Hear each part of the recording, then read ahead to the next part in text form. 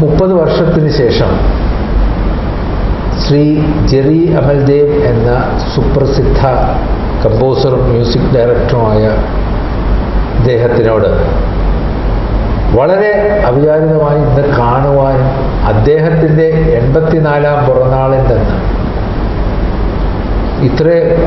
അദ്ദേഹത്തിനോട് സംസാരിക്കുവാനും സാധിച്ചത് വളരെ ഒരു ഭാഗ്യമായിട്ട് കരുതുന്നു.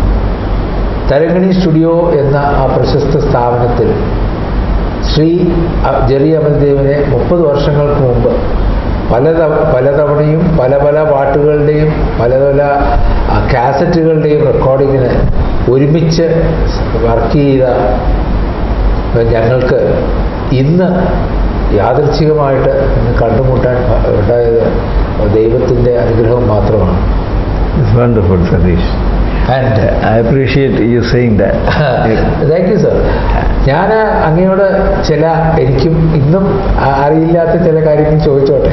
Please do. അതിനു മുമ്പ് ഞാനൊരു കാര്യം പറഞ്ഞു. സതീഷിനെ എനിക്ക് മറക്കാൻ പറ്റില്ല. എന്താ കാരണം എന്ന് പറയാം, ഞാനൊരു ദിവസം തരംഗിണി സ്റ്റുഡിയോയിൽ ഒരു റെക്കോർഡിങ്ങിൽ കണ്ടക്ട് ചെയ്തുകൊണ്ടിരിക്കുമ്പോൾ you sent somebody to me and said your daddy is not well, so stop this. ഒരു കാർ റെഡിയാണ്, നേരെ കൊച്ചിയിലേക്ക് പോയിക്കോ എന്ന് പറഞ്ഞ് എൻ്റെ അപ്പൻ്റെ അടുത്തേക്ക് വിട്ടു. That day my father died.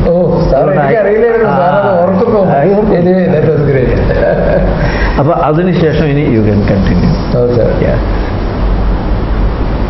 So that is an extraordinary occasion where you showed your humanity beyond all that corporation talk and practicalities of managing a studio, and I will never forget that.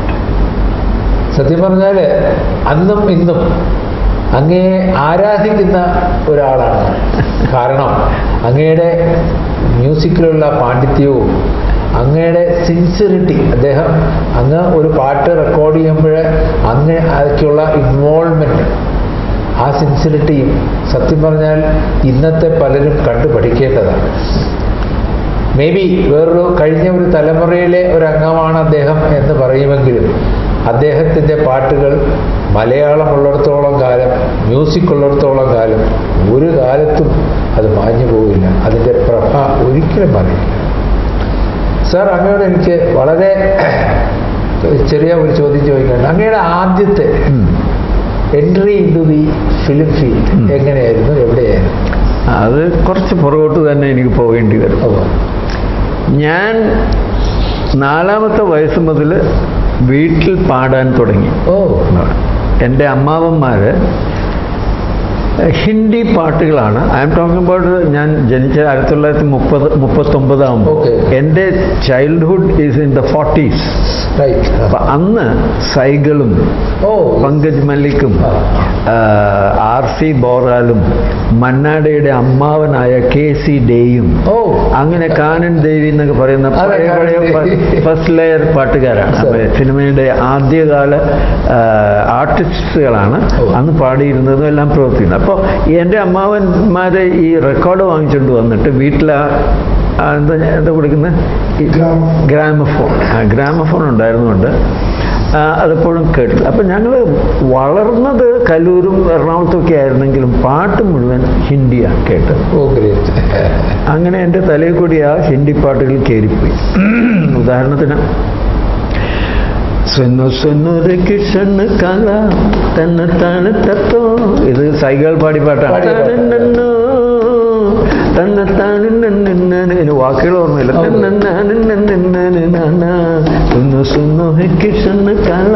This is nothing but ഈ ബംഗാളിൽ ഒരു group of പീപ്പിളുണ്ട്. അവർ പാട്ടിന് വേണ്ടി മാത്രം ജീവിക്കുന്ന ആളുകളാണ്. അവരുടെ ഒരു പാട്ടാണത്. അതൊരു സിനിമയിൽ അവർ അവതരിപ്പിച്ചു. എനിക്ക് അവരുടെ ആ ഗ്രൂപ്പിൻ്റെ പേര് ഇപ്പോൾ ഓർമ്മ വരുന്നില്ല. ഞാൻ അല്ലെങ്കിൽ മത്തുവാരേ തിഹാരേ ഹം പർ ജുലും കരേ ഹം പർ ജുലും, അങ്ങനെയുള്ള പഴയ. ഇതിന് ശേഷമാണ് മുകേഷും പാർട്ടിയൊക്കെ വരും. തൂ കഹേ അഗർ തൂ കഹേ അഗർ, നൗഷാദിന്റെ മ്യൂസിക്. അതിൻ്റെ പുറകെയാണ് മുഹമ്മദ് റഫി വരുന്നത്. ഏതാണ്? तू गंगा की मौज में जमुना का धारा तू गंगा की मौज में എറ്റെട്ര. അങ്ങനെ പിന്നെ ലതാ മങ്കേഷ്കറിന്റെ പാട്ട് ഞാൻ ചെറുതായിരുന്നപ്പോൾ എനിക്ക് boys voice was there and more or less A female voice ആയിരുന്നു. അങ്ങനെ ഐ സ്റ്റാർട്ടഡ് സിംഗിങ്. എന്നെ അച്ഛന്മാർ അവിടെ ഇവിടെയൊക്കെ കൊണ്ട് ഈശ്വര പ്രാർത്ഥന പാടിപ്പിക്കുമായിരുന്നു. കലൂരും എറണാകുളത്തും പൊറ്റക്കുഴിയിലും കൊച്ചിയിലും അവിടെ ഇവിടെ. അങ്ങനെ ഞാൻ ചെറുപ്പം മുതലേ പാട്ടുകാരൻ എന്നുള്ളൊരു പേര് എനിക്ക് കിട്ടി. പക്ഷെ എൻ്റെ മനസ്സിൽ 8ാം ക്ലാസ്സിന് മുമ്പ് തന്നെ ഇങ്ങനൊരു ചിന്ത വന്നു. അപ്പോൾ മുഹമ്മദ് റഫി പാടുന്ന പാട്ട് കേട്ട് ഞാൻ അത് പാടുന്നു, മറ്റേ ആൾ പാടുന്ന പാട്ട് കേട്ട് ഞാൻ അത് പാടുന്നു. ഇതൊക്കെ വലിയ കഴമ്പുള്ളതായിട്ട് എനിക്ക് തോന്നുന്നില്ലല്ലോ. പക്ഷെ ഈ പാട്ടൊക്കെ എവിടെ നിന്നാണ് വരുന്നതെന്നുള്ളതാണ് എന്നെ ആകർഷിച്ച ചോദ്യം. എൻ്റെ വീട്ടുകാർ, അമ്മാവന്മാർ, ആൻറ്റിമാരൊക്കെ സംസാരിക്കുന്നത് ഈ പാട്ടൊക്കെ ആരാ ഉണ്ടാക്കുന്നത്, അതെൻ്റെ തലയിൽ പോയി. അങ്ങനെ ചെറുപ്പം മുതലേ എൻ്റെ മനസ്സിൽ പാട്ടുണ്ടാക്കണം എന്നുള്ളൊരു ആഗ്രഹം വന്നു. ആൻഡ് ആദ്യമായിട്ട് 8ാം ക്ലാസ്സിൽ പഠിച്ചുകൊണ്ടിരിക്കുമ്പോൾ ഞാനൊരു ട്യൂൺ ഉണ്ടാക്കി. അതിനും വായിൽ വന്ന കുറേ വാക്കുകളൊക്കെ ഇട്ട് അങ്ങ് പാടി. എന്നിട്ട് നമ്മുടെ കലാഭവനിൽ വയലിൻ പഠിപ്പിച്ചിരുന്ന അഗസ്റ്റിൻ മാസ്റ്ററൊക്കെ ഉണ്ടായിരുന്നു. അവരന്ന് ഓറിയന്റൽ മ്യൂസിക് ക്ലബ്ബ് എന്ന് പറയുന്ന ക്ലബ്ബ് കൊച്ചിക്കുവപ്പാടത്തുണ്ടായിരുന്നു. ഒരു ദിവസം ഞാൻ അവരോട് ചെന്നിട്ട് പറഞ്ഞത് നൗഷാദിൻ്റെ ലേറ്റസ്റ്റ് പാട്ടാണ് കേട്ടോ എന്ന് പറഞ്ഞു. ഞാൻ കമ്പോസ് ചെയ്ത പാട്ടങ്ങ് പാടി. ഓ, ഏത് സിനിമയിലാണ്? ഞാൻ പറഞ്ഞു സിനിമ എനിക്ക് അറിഞ്ഞ പാട്ട്. അങ്ങനെ ആ പാട്ട് വാസ് അക്സെപ്റ്റഡ് ആസ് നൗഷാദിൻ്റെ പാട്ട് ഇങ്ങനെയായിരുന്നു. सुनते महीने में आजा रे आजा, सुनते महीने में आजा रे आजा, आई जन्म की सुमोहन जी हासा, दिल में स्वयं को जलाने की आशा, सुनते महीने में आजा रे आजा. അപ്പൊ ഇങ്ങനെ സംഭവിച്ചു. അവരെല്ലാവരും പറഞ്ഞു, ആ തനി നൗഷാദാണ് കേട്ടോ. അപ്പോൾ എൻ്റെ ഈ ചെറുപ്പം മുതൽ ഇങ്ങനെ പാട്ടുണ്ടാക്കണമെന്നുള്ള ആ ത്വരയിൽ കൂടി ഞാനിങ്ങനെ പോയി അവസാനം 20 കൊല്ലം കഴിഞ്ഞപ്പോഴാണ് മഞ്ഞിൽ വിഴുന്ന പൂക്കൾ. That is still a hit. Yeah. അത് അപ്പം മഞ്ഞിൽ വിരുന്ന പൂക്കളിൽ ഞാൻ എങ്ങനെ വന്നു എന്ന് വെച്ചാൽ, ഈ വീട്ടിൽ അമ്മമ്മ പറയുമ്പോൾ എല്ലാവരും വിരുന്നുകാർ വരും, വേടാ ജെറി ഒരു പാട്ട് പാടിക്കും. അപ്പോൾ പറയേണ്ട താമസം നമ്മളവിടെ റെഡി ചെയ്യേണ്ട പാടി. അങ്ങനെ വീട്ടിലിങ്ങനെ പാടി. പിന്നെ അച്ഛന്മാർ പല പള്ളികളിലൊക്കെ വിളിച്ചുകൊണ്ട് പോയി പാടിക്കും. അപ്പം അമ്മമ്മ എപ്പോഴും പറയും, അച്ഛാ ഇവൻ്റെ സ്വഭാവം ചീത്തയിൽ പോയി, പാട്ടും കുസ്തിയായിട്ടുണ്ടായിരുന്നു. We don't want him to be gay. ഇല്ല. അപ്പം അച്ഛൻ പറയും, ആ ചെഴുതി പേടിക്കണ്ട, ഇവനെ ഞാൻ എൻ്റെ മുമ്പിൽ നിന്ന് മാറ്റില്ല, എന്താണെങ്കിലും വിൽ ബി സൂപ്പർവൈസിങ് ഹിം എന്ന് പറഞ്ഞു. അപ്പം എനിക്ക് അന്നൊന്നും മനസ്സിലായില്ല എന്താ അമ്മമ്മ ഇങ്ങനെ പാട്ട് പാടുമ്പോൾ ആ സ്വഭാവം ചെയ്തു. പിന്നീട് എനിക്ക് മനസ്സിലായി പാട്ടിന്റെ പുറകെ വേറെ കുറെ കൺഫ്യൂഷൻസ് ഉണ്ട്. എനിവേ ഇങ്ങനെ പോയി 10ാം ക്ലാസ് എത്തിയപ്പോൾ അതുവരെ എൻ്റെ അമ്മമ്മയും പറയും, ജെറി സൈക്കിൾ ചവിട്ടില്ല, അവൻ മരം കയറില്ല, അവൻ മതിൽ ചാടില്ല, അവൻ നല്ല കുട്ടിയാണ്, അവൻ അച്ഛനാവും. എങ്ങനെ ചെറുപ്പം പോലെ ഞാൻ കേട്ടു വളർന്നു. അപ്പം ഞാനും അതങ്ങ് വിശ്വസിച്ചു, അച്ഛനാവും. ശരി, പള്ളിയില്ല. അങ്ങനെ 10ാം ക്ലാസ് കഴിഞ്ഞപ്പോൾ ഈ അച്ഛന്മാർ വന്ന് എന്നെ റിക്രൂട്ട് ചെയ്യാൻ വന്നു. ഞാൻ ആദ്യം കണ്ണുകുന്നത്ത് പള്ളിയിൽ ചേരാമെന്നാണ് പ്ലാൻ ഇട്ടിരുന്നത്. അവിടെ കാർമലൈറ്റ് ഫാദേഴ്സ്, അതായത് തിരുവനന്തപുരത്ത് പാങ്ങോടില്ലേ, അവരുടെ സെയിം തിങ്. അപ്പോൾ അവിടെ ഉണ്ടായിരുന്ന ഒരച്ഛൻ, അല്ല ഫാദർ ലോപ്പസും ഒരു ഫാദർ മൈക്കിൾ പനക്കിലും ആയിരുന്നു അന്ന് ബോസ്കോ കലാസമിതി എന്ന് പറയുന്ന ഒരു സമിതി ഈ നമ്മുടെ ഹൈക്കോർട്ടിൻ്റെ അടുത്തുള്ള ഉണ്ണിനിശ്ചയ പള്ളിയിലുണ്ടായിരുന്നു. അതിൻ്റെ കണ്ടിന്യൂവേഷനാണ് ഇപ്പോൾ Cochin arts and communication, CAC. അപ്പോൾ അവിടുത്തെ അച്ഛന്മാർ പറഞ്ഞ് ജെറിയുടെ ടെമ്പറമെന്റ് വെച്ച് നോക്കുമ്പോൾ ഈ കണ്ടംപ്ലേറ്റീവ് ലൈഫ്, ഈ കർമ്മലീയത്തെ അച്ഛന്മാരിങ്ങനെ അവർ പ്രാർത്ഥനയും ഒക്കെ ആയിട്ടായിരിക്കും, അല്ല പുറത്തു പോയി ഒന്നും ചെയ്യില്ല. അപ്പോൾ അത് യോജിക്കില്ല. എൻ്റെ ടെമ്പറമെൻറ്റിന് contemplative life will not be good. ഒരു ആക്റ്റീവ് സഭയിൽ ചേരണം. അങ്ങനെ ആ കാലഘട്ടത്തിൽ നമ്മുടെ ബോംബെയിൽ ഒരു Society of the Divine Word SVD എന്ന് പറയുന്ന സഭയിൽ അച്ഛന്മാർ ഇവിടെ വരുമായിരുന്നു പിള്ളേർ റിക്രൂട്ട് ചെയ്യാൻ. അവർ പറഞ്ഞു അവിടെ ശരിയെന്നല്ല, അവിടെ ഒരു ജർമ്മൻകാരൻ അച്ഛൻ മ്യൂസിക്കിൽ ഒരുപാട് ആക്റ്റീവാണ്, അപ്പോൾ may be you can do better എന്നൊക്കെ പറഞ്ഞു. അങ്ങനെ ഞാൻ വടക്കേ ഇന്ത്യയിലേക്ക് യാത്രയായി. ഇപ്പം എനിക്കിവിടെ കേരളത്തിൽ ഒരു ട്രെയിനിങ് എനിക്ക് കിട്ടിയില്ല. ഈ കണ്ണുകുന്നത്ത് പള്ളിയിൽ അച്ഛന്മാരുടെ ക്വയറിൽ ഞാൻ പാടുമായിരുന്നു. അങ്ങനെ ഞാൻ ഗ്രെഗോറിയൻ ചാൻറ്റ് പഠിച്ചു അറിയാതെ. പിന്നെ ഈ പറഞ്ഞ പാട്ടുകളൊക്കെ കേട്ടു. പിന്നെ എൻ്റെ അമ്മാവൻ ഒരു ഈശോ സഭയിൽ ചേരാനായിട്ട് തൃശ്ശിനാപ്പള്ളിയിൽ പോയിരുന്നു. അദ്ദേഹം വെക്കേഷൻ വരുമ്പോൾ വലിയ ഡിസ്കുമായിട്ട് വരും, ഏത് നമ്മുടെ വൈനിൽ ഡിസ്ക്. അപ്പോൾ അതിൻ്റെ അകത്ത് ഞാൻ കണ്ടു ദ മെസ്സായ. അതിൻ്റെ അകത്ത് കുറേ കോറസ് മ്യൂസിക് ഉണ്ട്, 4-part ഹാർമണിയിൽ. For unto us a child is born, unto us a son is given, unto us a son is given. അപ്പം മറ്റേ for unto us അങ്ങനെ 4 പാർട്ടായിട്ടുള്ള കോമ്പോസിഷൻ. അതും ആ ഐഡിയാസും തലക്കൂടി. അങ്ങനെ ഞാൻ സെമിനറിയിൽ ചെന്നപ്പോൾ ഈ അച്ഛന്മാർക്ക് ഉടനെ പിടുത്തം കിട്ടി എനിക്ക് കുറച്ച് ഓർഗൻ വായിക്കാനൊക്കെ അറിയാം. അപ്പം എന്നെ പിടിച്ച് ക്വയറിൻ്റെ ഇൻചാർജ് ആക്കി. അത് ഞാൻ 10 കൊല്ലം നോൺ സ്റ്റോപ്പ് ഇൻചാർജ് ക്വയറായിരുന്നു. അതെ, പാട്ട് പഠിപ്പിക്കലും ലാറ്റിൻ പാട്ടുകളായിരുന്നു അന്ന്. 1965 വന്നപ്പോഴാണ് മാറുന്നത്. ഞാൻ അങ്ങോട്ട് പോയത് 1955 10ാം ക്ലാസ് കഴിഞ്ഞു. 10 കൊല്ലം കംപ്ലീറ്റ് ലാറ്റിൻ പാട്ടുകളും പിന്നെ ഹിന്ദി പാട്ടുകളും. അങ്ങനെ സെമിനാറിൽ ഇരിക്കുമ്പോൾ അച്ഛന്മാർ വിചാരിച്ചു, ഇങ്ങനെ എന്നോട് ഒരു ഐഡിയ പറഞ്ഞു. ഏനോ നമുക്ക് ജീസസ് ക്രൈസ്റ്റിന്റെ മെസ്സേജ് ഇന്ത്യയിലുള്ള ആളുകൾക്ക് പറഞ്ഞു കൊടുക്കണമെങ്കിൽ ഇംഗ്ലീഷിലും ജർമ്മനിയിലും ലാറ്റിനിലൊന്നും പറഞ്ഞിട്ട് അവരുടെ ചെവിയിലേക്ക് കയറില്ല. അവർക്ക് മനസ്സിലാകുന്ന ഭാഷയിലും സംഗീതത്തിലും ആർട്ടിലും കൂടി പറഞ്ഞു കൊടുത്താൽ അവർക്ക് മനസ്സിലാവും. വഴിയിൽ നിന്നുകൊണ്ട് കുക്കുടു എന്ന് പാട്ട് പാടിയാൽ ആരും ഒന്നും കേൾക്കാൻ പോകുന്നില്ല. അപ്പോൾ അതിനുവേണ്ടി എന്താ ചെയ്യേണ്ടത്? You have to learn. നിങ്ങളുടെ സംഗീതവും നിങ്ങളുടെ സാഹിത്യവും മറ്റും നിങ്ങൾ പഠിക്കണം. അതിൽ എന്താ പറയുക, you become qualified and then convert this message of Christ as they want to understand it, as they will accept it. അപ്പോൾ അവർ ആദ്യമായിട്ട് എന്നെ തബല പഠിപ്പിച്ചു. എനിക്ക് കുറച്ച് ഓർഗൻ വായിക്കാൻ അറിയാമായിരുന്നു. പിന്നെ പിയാനോ വായിക്കാൻ പഠിപ്പിച്ചു. പിന്നെ വായ്പാട്ട് പഠിപ്പിച്ചു, നോർത്ത് ഇന്ത്യൻ ക്ലാസിക്കൽ മ്യൂസിക്. അതിനവിടെ പൂനെയിലായിരുന്നു. ഇപ്പോൾ പ്രത്യേകിച്ച് ഇത് തബലയൊക്കെ പഠിച്ചത് ഇൻഡോറിലാണ്, മധ്യപ്രദേശിലാണ്. അവിടെ വായ്പാട്ട് പഠിപ്പിച്ചില്ല. വോക്കാൽ പഠിപ്പിച്ച ഹിന്ദുസ്ഥാനിയാണോ? അല്ല, ഹിന്ദുസ്ഥാനി. എനിക്ക് കർണാട്ടിക് അറിഞ്ഞുകൂടാ.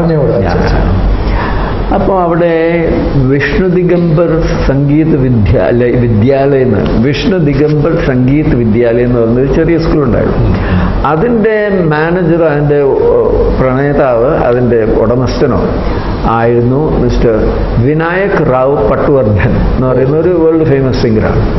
ഈ വലിയ വലിയ പാട്ടുകാരൻ നിലവാരത്തിലുള്ള, ലൈക്ക് അബ്ദുൽ കരീം ഖാൻ അല്ലെങ്കിൽ ഫയ്യാസ് ഖാൻ എന്നൊക്കെ പറയുന്നവരെ ആ ലെവലുള്ള. അദ്ദേഹത്തിൻ്റെ ഏറ്റവും ഇളയ മകൻ മധുസൂദൻ പട്വർദ്ധൻ എന്ന് പറഞ്ഞ ആൾ വന്ന് ഞങ്ങളെ സെമിനറിയിൽ എന്നെയും വേറെ 2-3 പിള്ളേരും കൂടി പാട്ട് പഠിപ്പിച്ചു. അങ്ങനെ ഞാൻ കുറച്ച് നോർത്ത് ഇന്ത്യൻ വോക്കൽ മ്യൂസിക് പഠിച്ചു. അത് we continued for a long time. ബോംബെയിൽ ചെന്നപ്പോൾ SCR ഭട്ട്, KG ഗിൻഡെ എന്ന് പറയുന്ന വേറെ 2 പേരെയും കൂടി കീഴിൽ നോൺ സ്റ്റോപ്പ് 1 കൊല്ലം മുഴുവൻ ഇങ്ങനെ ക്ലാസിക്കൽ മ്യൂസിക് പഠിച്ചു. അപ്പോൾ ഇതെല്ലാം തലയിൽ കൂടി പോയി. അങ്ങനെ അവസാനം ഞാൻ സെമിനാറിൽ തിരിച്ചു വരുന്നു. ബോംബെയിലൊക്കെ ട്രെയിനിങ് ഒക്കെ കഴിഞ്ഞ് വരുന്നു. അപ്പോൾ സെമിനാറിൽ 10 വർഷമായപ്പോൾ എൻ്റെ മനസ്സിൽ കൂടി സംശയങ്ങൾ വരാൻ തുടങ്ങി. വിശ്വാസപരമായ സംശയങ്ങളും. യഹൂദ ആചാരം അനുസരിച്ച് കല്യാണം കഴിക്കാതിരിക്കുന്നത് പാപമായിട്ട് അവർ കണ്ടിരുന്നത്. കാരണം അവർ വിചാരിച്ചത് ഏത് ഫാമിലിയിൽ നിന്നാണ് ഈ രക്ഷകൻ വരാൻ പോകുന്നത് നമുക്ക് അറിയില്ല. അപ്പൊ നീ കല്യാണം കഴിക്കാതിരുന്നാൽ ആ സാധ്യത നീ എടുത്ത് കളയുക. അതുകൊണ്ട് കല്യാണം കഴിക്കണം എന്നാണ് യൂതന്മാരുടെ പിടിവാശി. അപ്പൊ ഇതൊക്കെ ഞാൻ മനസ്സിലാക്കിയപ്പോൾ ഞാൻ വിചാരിച്ചു, മാത്രമല്ല എനിക്ക് സ്ത്രീകളെ കാണുമ്പോൾ ഒരു പ്രത്യേക അട്രാക്ഷൻ തോന്നാൻ, കാണുമ്പോൾ ഒരു സന്തോഷം തോന്നുന്നു. ഞാൻ വിചാരിച്ചു അച്ഛന്മാരും അങ്ങോട്ട് നോക്കരുത്, പെണ്ണുങ്ങളൊക്കെ വരുമ്പോൾ നോക്കരുത്, കണ്ണ് താഴേക്ക് ഇട്ടുണ്ട് നടക്കണം, ഇന്ദ്രിയങ്ങളെ കൺട്രോൾ ചെയ്യണം, അതും ഇതൊന്നും പറയരുത്, കൺട്രോൾ ചെയ്യണം. ഞാൻ പറഞ്ഞു ഇത് ശരിയല്ലല്ലോ, ഇപ്പൊ ദൈവം തന്നെ എനിക്ക് ഇതെല്ലാം തന്നിരിക്കുന്നു, അല്ലാതെ ചെറുത്താനല്ല തന്നിരിക്കുന്നത്. അപ്പോൾ സ്ത്രീകളെ കാണുമ്പോൾ എനിക്ക് അട്രാക്ഷൻ തോന്നുന്നു. അപ്പം പറയും നല്ല സുന്ദരമായ ഒരു സുപ്രഭാതം കാണുമ്പോൾ ദൈവത്തെ പുകഴ്ത്തുക. അപ്പം ഞാൻ പറഞ്ഞു സുന്ദരിയായ പെണ്ണിനെ കണ്ട് എനിക്ക് ദൈവത്തെ പുകഴ്ത്തിക്കൂടെ എന്ന് ഞാൻ ചോദിക്കും. പക്ഷെ അത് പാടില്ല, അങ്ങനെയൊന്നും ചിന്തിക്കേണ്ട, അതൊക്കെ ശരിയല്ല എന്നൊരു ജനറൽ തട്ടാണ്. അപ്പം ഇങ്ങനെയൊക്കെ ആയപ്പോൾ എനിക്ക് തന്നെ മനസ്സിലായിരുന്നു I can survive in this illogical approach to the whole thing. അങ്ങനെ ഞാൻ എൻ്റെ സുപ്പീരിയർ അച്ഛനോട് ചെന്ന് പറഞ്ഞു. എൻ്റെ റെക്ടറും അച്ഛനായിരുന്നു. അച്ഛൻ്റെ പേര് ഫാദർ എംഗൽബർട്ട് സൈറ്റ്ലർ. ഹിറ്റ്ലർ എന്ന് പറയില്ലേ, അതുപോലത്തെ ഒരു പേരാണ് Seitler. He was from Germany. വളരെ ഇന്റലക്ച്വൽ ബുദ്ധികൾ. ഈ അച്ഛനാണ് ഞങ്ങളോട് പറഞ്ഞത്, കർത്താവിൻ്റെ സുവിശേഷം നിങ്ങൾക്ക് ജനങ്ങളോട് പറയണമെങ്കിൽ അവർക്ക് മനസ്സിലാകുന്ന ശൈലിയിൽ പറഞ്ഞാലേ അങ്ങോട്ട് ചെല്ലുള്ളൂ, വെറുതെ നമുക്കറിയാവുന്ന പോലെ പറഞ്ഞിട്ട് കാര്യമില്ല. അപ്പോൾ ഇദ്ദേഹം എന്നോട് പറഞ്ഞു, Jerry you are right, if you feel like ഇതല്ല നമ്മുടെ വൊക്കേഷൻ എന്ന് തോന്നുകയാണെങ്കിൽ ആരും ഇതിനെ എതിര് നിൽക്കില്ല, പോയിക്കോളൂ, ഒരു പ്രശ്നമില്ല.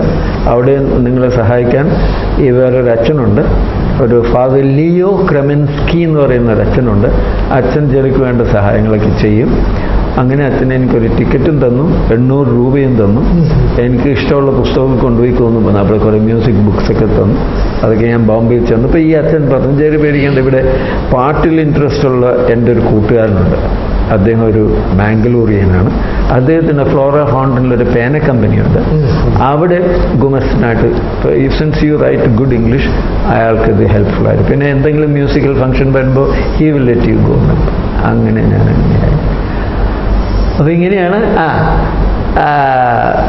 ഇങ്ങനെയൊക്കെ കഴിഞ്ഞ് പിന്നെ ഞാൻ അവിടെ നിന്ന് നൗഷാദിൻ്റെ അസിസ്റ്റൻ്റ് അതൊക്കെ കഴിഞ്ഞ് ഞാൻ അമേരിക്കയിൽ പോയി. എങ്ങനെ പറയാം, കഥ പറയുമ്പോൾ ഒരുപാട് നീളും. അവിടെ നിന്ന് ബിരുദമൊക്കെ എടുത്തു കഴിഞ്ഞ് ഞാൻ വീട്ടിൽ വന്നു. അപ്പോൾ അമ്മ പറഞ്ഞു, എടാ നിനക്ക് 40 വയസ്സായി, നീ കിളവനായി, ഇനി എപ്പോഴാണ് കല്യാണം കഴിക്കാൻ പോകും? കല്യാണം കഴിച്ചില്ല.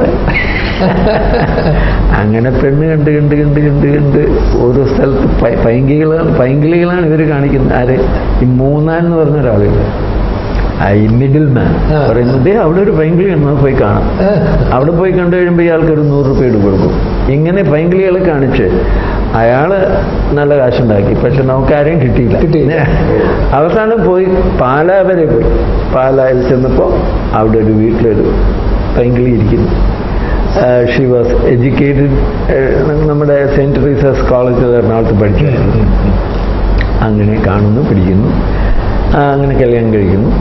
അങ്ങനെ കല്യാണം കഴിച്ച് വന്നിട്ട് ഏത് വർഷമാണ്? 1980. ഞാൻ ആ വർഷത്തിൽ തന്നെ എൻ്റെ സിസ്റ്റർ ജെയിൻ എന്ന് പറയുന്ന എൻ്റെ സിസ്റ്ററിൻ്റെ ഹസ്ബൻഡ് ജോസഫ് മാളിയേക്കൽ എന്ന് പറഞ്ഞ ആളും എന്നോട് പറഞ്ഞത്, ആലപ്പുഴയിൽ നവോദയ എന്ന് പറയുന്ന പാർട്ടി ഒരു പുതിയ സിനിമ പിടിക്കാൻ തോന്നുന്നു. ഞാൻ പറഞ്ഞു, നമുക്ക് അവരെ പോയി കാണാമോ? കാണാമല്ലോ എന്ന് പറഞ്ഞു. അങ്ങനെ അദ്ദേഹത്തിൻ്റെ ഒരു ബന്ധുവായിരുന്നു നവോദയ അപ്പച്ചൻ്റെ കാര്യസ്ഥൻ. അപ്പച്ചനല്ല, അദ്ദേഹത്തിൻ്റെ കാര്യസ്ഥൻ. അപ്പോൾ ആ കാര്യസ്ഥൻ വഴി ഒരു അപ്പോയിൻമെൻ്റ് ഉണ്ടാക്കി അവിടെ ചെല്ലുന്നു. ആലപ്പുഴയിൽ ചെന്നു, അപ്പച്ചനെ കണ്ടു. അപ്പച്ചൻ ചോദിച്ചു, ഈ പിള്ളേരുടെ കൂടെയൊക്കെ വല്ലതും ചെയ്യാൻ പറ്റുമെന്ന് ചോദിച്ചു. ഞാൻ പറഞ്ഞു, അതിനകത്ത് നമുക്ക് ട്രൈ ചെയ്യാമെന്ന് പറഞ്ഞു. അപ്പോൾ നോക്കിയപ്പോൾ ആരുണ്ട്? അപ്പച്ചൻ്റെ മൂത്ത മകൻ ജിജു, ഫാസിൽ, സിബി മലയിൽ, പിന്നെ മധു മുട്ടം എന്നൊക്കെ പറഞ്ഞ് കുറേ ആളുകൾ അവിടെ പോകും. അപ്പോൾ അവരൊക്കെ ഇരിക്കുമ്പോൾ എന്നെ അങ്ങോട്ട് കൊണ്ടുചെന്നിട്ട് അവിടെ ഇരുത്തി. അപ്പോൾ ഫാസിൽ എന്നോട് ചോദിച്ചു, ആപ്കി നസ്രോനെ സംജ എന്ന് പറഞ്ഞൊരു ഹിന്ദി പാട്ട്, മദൻ മോഹൻ്റെ പാട്ട്, ആ പാട്ട് അറിയാമെന്ന്. ഞാൻ പറഞ്ഞു, യെസ്. ആപ്കി നസ്രോനെ സംജ ലാലേ ലാലേ ലാലേ, ഈ പാട്ട്. അതുപോലെ ഒരു പാട്ടുണ്ടാക്കാം.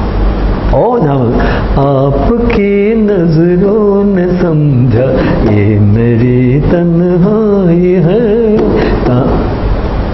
അപ്പം ഇതെന്താ ഇത്ര വേഗം? അത് ആ വാക്കുകൾ കിട്ടിയപ്പോൾ നമുക്ക് എന്തും ചെയ്യാമല്ലോ എന്ന് പറഞ്ഞു. അങ്ങനെ അവർ തമ്മിൽ സമ്മതിച്ചു. ശരി. അപ്പോൾ അവരുടെ മനസ്സിലുണ്ടായിരുന്ന MB ശ്രീനിവാസ് മ്യൂസിക് ഡയറക്ടറായിട്ട്. അപ്പോൾ ജെറി അമൽദേവനെ തന്നെ ആക്കാം എന്ന് അവർ നിശ്ചയിച്ചു. അപ്പോൾ എന്നോട് ഇങ്ങനെ പറഞ്ഞു, ഒരാൾ ജീപ്പ് ഓടിച്ചുകൊണ്ട് പോകും.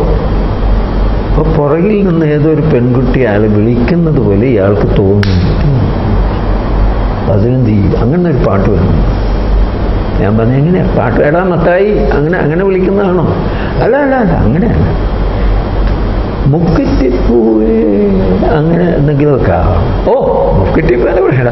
മുക്കുറ്റിപ്പൂവേ മുക്കുറ്റിപ്പൂ. അവർ ഇത് മതി. അപ്പോൾ അവിടെ വെച്ചിരിക്കുകയാണ്. അവിടെ മുക്കിറ്റിപ്പൂവൊന്നും വേണ്ട. നമുക്ക് വേണ്ടത് കഥയോടനുബന്ധിച്ച് മഞ്ഞണിക്കൊമ്പിൽ ഒരു കിങ്ങിണിത്തുമ്പിൽ താനിരുന്നലിഞ്ഞാടിയിടുന്നൊരു സുമംഗലിക്കുരുവി. അതാണ് കഥയുടെ മർമ്മം. അങ്ങനെ ഫസ്റ്റ് ഫോം വി ഡിസ്കസ്ഡ് അങ്ങനെ മഞ്ഞിൽ വിരിഞ്ഞ പൂക്കളിലേക്ക് പോയത്. പക്ഷെ അതിലെ എല്ലാ പാട്ടുകളും ഹിറ്റായിരുന്നു. അത് പടം ഹിറ്റായി. അതെ. ആ പാട്ട്, ആ സിനിമ തന്നെ ഓടിയതിൽ കൂടുതലായിട്ടും ഇവിടെ പാട്ടുകൾ കാരണമാണെന്ന് അന്നത്തെ കാലത്ത് ഒരുപാട് പേര് റിവ്യൂ എഴുതിയിരുന്നു. ശരിയാണ് സാർ. First movie.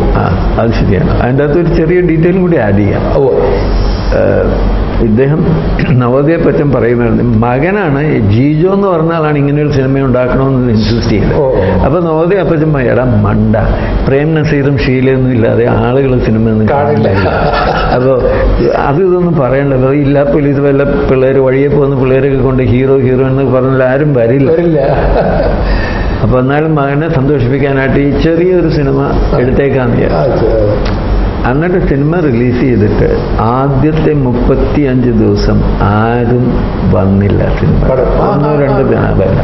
പക്ഷെ നവോദയപ്പച്ചൻ ഈ സ്റ്റുഡിയോക്കാരോട് പറഞ്ഞു, തിയേറ്ററുകാരോട് പറഞ്ഞു, ഓടിച്ചോളൂ, കാശ് ഞാൻ തന്നേക്കാന്ന്. എന്നിട്ട് അദ്ദേഹം ഈ പാട്ടുകൾ എടുത്തിട്ട് ഈ ലൗഡ് സ്പീക്കറുള്ള ആളുകൾക്കൊക്കെ അവർക്കെല്ലാവർക്കും കൊണ്ട് ഈ റെക്കോർഡ് ഫ്രീ ആയിട്ട് കൊടുക്കും. അവര് അതിട്ട് കേരളം മുഴുവൻ. ഒരു ദിവസം ഞാൻ ബോംബെ പോയിട്ട് തീവണ്ടി കിട്ടാഞ്ഞിട്ട് ബസ് വഴി കേരളത്തിലേക്ക് വന്നപ്പോൾ മാംഗ്ലൂർ കഴിഞ്ഞ് കേരളത്തിൻ്റെ അകത്ത് കയറി ആദ്യത്തെ ബസ് സ്റ്റാൻഡിൽ വന്നപ്പോൾ ചേട്ടാ എൻ്റെ പാട്ട് വരുന്നു കോളാങ്കര. ഞാൻ ചോദിച്ചത് ഇത്ര വേഗം ഇവിടെ എത്തിയോ? അത് കഴിഞ്ഞ് കുറച്ചും കൂടി അകത്തേക്ക് ചെന്ന് വേറൊരു സ്റ്റോപ്പിൽ ചെന്ന് അവിടെ ഇത് തന്നെ പാട്ട്. പോകുന്ന സ്ഥലത്തേക്ക് മഞ്ഞിൽ വിരിഞ്ഞ പൂക്കളുടെ പാട്ട്. അങ്ങനെ ഈ അപ്പച്ചൻ ക്രിയേറ്റഡ് ഈ മ്യൂസിക് കൊണ്ടൊരു തരംഗം ഉണ്ടാക്കിയിട്ട് അങ്ങനെ ആളുകൾ ഇതേത് സിനിമയിലെ പാട്ടാണെന്ന് ചോദിച്ച് മഞ്ഞിൽ വിരിഞ്ഞ പൂക്കൾ. പിന്നെ ആ പടം ഭയങ്കരമായിട്ട് ഓടി. 35 ദിവസം കഴിഞ്ഞിട്ട് അന്നത്തെ റെക്കോർഡ്. So happy. അന്ന് മുതൽ പിന്നെ അങ്ങ് ഈ ഫിലിം ഫീൽഡിൽ നിന്ന് മാറേണ്ടി വന്നിട്ടില്ല, തിരിച്ച് ചിന്തിക്കേണ്ടി വന്നിട്ടില്ല. ഇല്ല. വളരെ വളരെ പടങ്ങൾ പല ഡയറക്ടേഴ്സിൻ്റെയും പല പ്രൊഡ്യൂസേഴ്സിൻ്റെയും പടങ്ങൾ എടുത്ത് ടോട്ടൽ എത്ര വർഷം? ഞാൻ 80 മുതൽ 95 വരെ നോൺ സ്റ്റോപ്പ് ആയിരുന്നു. പക്ഷെ പല പടങ്ങളും റിലീസായില്ലെന്നുള്ളൊരു സത്യമുണ്ട്. ഞാൻ 75 പടം ചെയ്തെങ്കിലും ഒരു 35 അതിൽ പുറത്തേക്കേ വന്നില്ല. പാട്ടുകൾ റെക്കോർഡ് ചെയ്തു എന്ന് മാത്രം. എന്താ സംഭവിച്ചതെന്ന് അറിഞ്ഞുകൂടാ. പിന്നെ വന്നതിലും എല്ലാം തന്നെ ഹിറ്റായില്ല. എല്ലാ പടങ്ങളും അത്ര ഹിറ്റായില്ല. പക്ഷെ ഹിറ്റായ പാട്ടുകൾക്ക് ആളുകൾക്ക് ഓർമ്മയുണ്ട്. അങ്ങനെ അങ്ങേക്ക് ഇനിയും ഈ ഫീൽഡിൽ തുടരുമ്പോൾ കൂടുതലായി അങ്ങേ ഇത്രയും വർഷത്തെ എക്സ്പീരിയൻസ് വെച്ച് കൂടുതൽ ബ്രാഞ്ചസ് ഓഫ് മ്യൂസിക് പറ്റി ചിന്തിക്കുന്നുണ്ടോ? എങ്ങനെ കൂടുതൽ ബ്രാഞ്ചസ് ഓഫ് മ്യൂസിക്? ഇപ്പോ അതിൽ തന്നെ ഇപ്പോ നമ്മുടെ നോർമൽ ഇതിൽ കൂടി ഹിന്ദുസ്ഥാനിയോ അല്ലെങ്കിൽ മറ്റേ ടൈപ്പ് ഓഫ് മ്യൂസിക് ഇൻസർട്ട് ചെയ്ത്, because you are a composer having western മ്യൂസിക്കും ഇന്ത്യൻ മ്യൂസിക്കും ഹിന്ദുസ്ഥാനിയും എല്ലാം പഠിച്ചിട്ടുള്ള ഒരാളാണ്. ഇതിന്റെ ഒരു കോമ്പിനേഷൻ പോലെ, ഒരു ഫ്യൂഷൻ പോലെ. ആക്ച്വലി മഞ്ഞൾ വിരിഞ്ഞ പൂക്കൾ തന്നെ ഒരു ഫ്യൂഷനാണ്. ബിക്കോസ് സിംഫണി ഓർക്കസ്ട്രയുടെ പരിവേഷം അതിനുണ്ട്. മെഡിയോരം യേശുദാസ് പാടിയിരിക്കുന്ന മെഡിയോരം എന്ന പാട്ടില് കംപ്ലീറ്റ് സ്ട്രിങ് ഓർക്കസ്ട്രയാണ്. അല്ലെങ്കിൽ വേറെ ഏതെങ്കിലും പടം എടുത്താലും അതിൻ്റെ അകത്ത് ഇതുണ്ടെങ്കിലും താങ്കൾ പറയുന്ന പോലെ ഇപ്പോൾ നമ്മൾ വെസ്റ്റേൺ മ്യൂസിക് എന്ന് പറയുമ്പോൾ സാധാരണ ജനങ്ങളുടെ ഇടയിൽ അമേരിക്കൻ പോപ്പുലർ മ്യൂസിക്കാണ് മനസ്സിൽ വരുന്നത്. അപ്പോൾ ഞാൻ പറയും അമേരിക്കൻ പോപ്പുലർ മ്യൂസിക് വെസ്റ്റേൺ മ്യൂസിക്കിന്റെ ഒരു ചെറിയ ഭാഗമേ ആണ്. വെസ്റ്റേൺ മ്യൂസിക് നമ്മുടെ മ്യൂസിക് പോലെ ഒരു മഹാസാഗരമാണ്. അപ്പോൾ ക്ലാസിക്കൽ മ്യൂസിക്കിലാണ് എനിക്ക് കൂടുതൽ ഇൻട്രസ്റ്റ്. അതാണ് ഞാനിപ്പോൾ എൻ്റെ മിക്ക പടങ്ങളിലും ചെയ്യുന്നത് ഒരു ക്ലാസിക്കൽ പരിവേഷം. അവിടുത്തെ ക്ലാസിക്കൽ മ്യൂസിക്കും ഇവിടുത്തെ സംഗീതം അത് ഫോക്കാകാം, ക്ലാസിക്കലായി, ഇത് രണ്ടും കൂടി കമ്പൈൻ ചെയ്യുന്നതാണ് എൻ്റെ പൊതു സ്റ്റൈൽ. അപ്പോൾ ഉദാഹരണം പവിഴമല്ലി പൂത്തുലഞ്ഞ നീലവാനം എന്നുള്ള പാട്ട് ക്ലാസിക്കൽ മ്യൂസിക്കിലല്ല. അതിൻ്റെ അത് ജം പപ്പം പപ്പം പപ്പം പം പം പപ്പം ഇതൊക്കെ തമ്പ ചക്ക ജുംബ ചക്ക, അതൊരു റോക്ക് ആൻഡ് റോൾ എന്ന് പറയുന്ന പാട്ടിൻ്റെ ഒരു ബീറ്റ് അങ്ങ് എടുത്തിട്ട് അത് നമ്മുടെ ട്യൂൺ ഇന്ത്യൻ ആണല്ലോ. പവിഴമല്ലിയിൽ ട്യൂൺ ഇന്ത്യൻ ആണ്.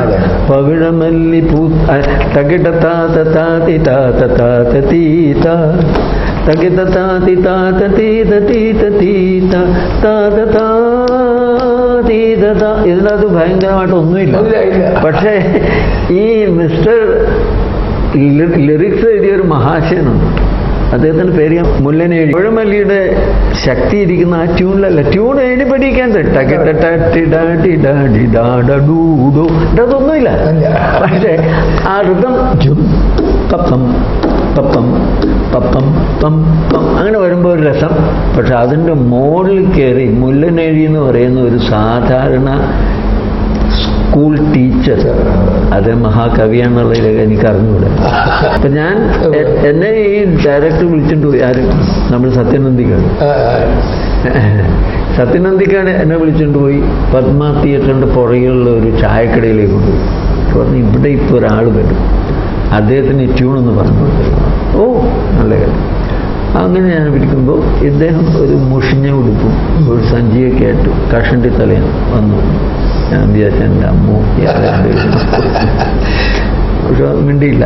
അപ്പോൾ അദ്ദേഹം വന്നിരുന്നു. ഞാൻ ഈ പാട്ട് അപ്പോൾ സത്യൻ എന്താ പറയുന്നത് എൻ്റെ സന്ദർഭമൊക്കെ വിവരിച്ചു. ഞാനിതാണ് ട്യൂൺ എന്ന് പറഞ്ഞു.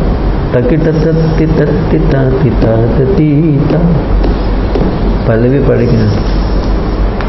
ഒന്നും കൂടി പാടാം. ഓയില്ല, ഒന്നും കൂടി. എന്നാ ഇത് എഴുതിക്കൂ. ഞാൻ ഇയാളെന്ത് എഴുതാൻ? ഓക്കെ.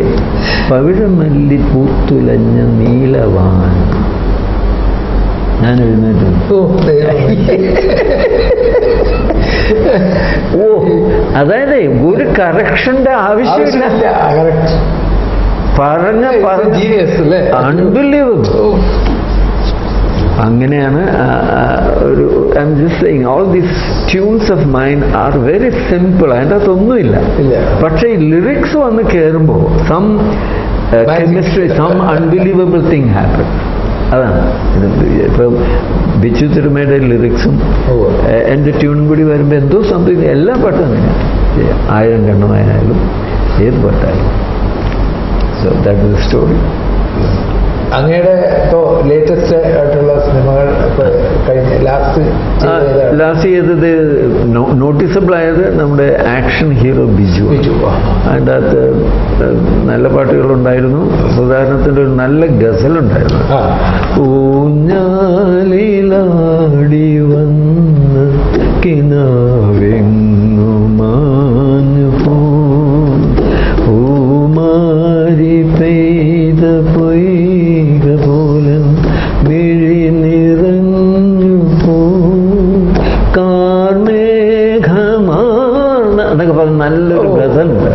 പക്ഷെ അത് ഇവർ പിക്ചറൈസ് ചെയ്തില്ല, അതുകൊണ്ട് അത് അൺനോട്ടീസബിൾ ആയില്ല. അതിന് പകരം വളരെ സിമ്പിളായുള്ള ഡും ഡും ഡും ഡും ഡും ഡും ഇതാണ് ആളുകൾ കയറി പിടിച്ച